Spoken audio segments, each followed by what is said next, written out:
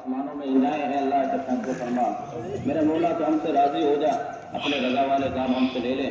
मेरे मौला नाराजगी वाले काम से हम सब की हिफाजत के फैसले फरमा। हमारे मुल्क में अमन अमान का माहौल कायम फरमा। शर पसंदों से मेरे मौला हम सब की हिफाजत के फैसले फरमा।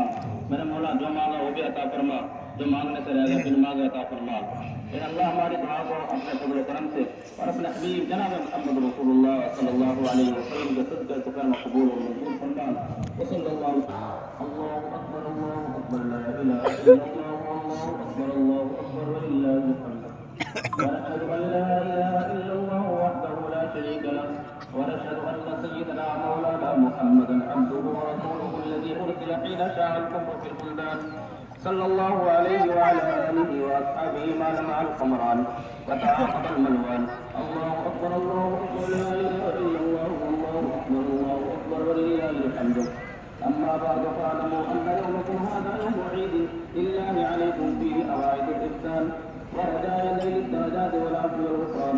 الله أكبر الله أكبر لا إله إلا الله الله أكبر ولله الحمد. وقال رسول الله صلى الله عليه وسلم أن لكل قوم عيدا وهذا عيدنا. الله أكبر لا إله إلا الله والله أكبر ولله الحمد.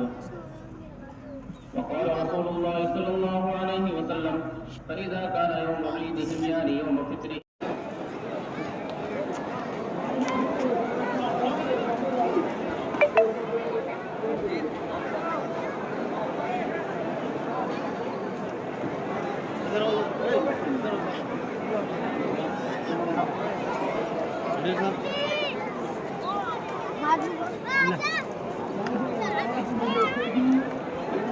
لا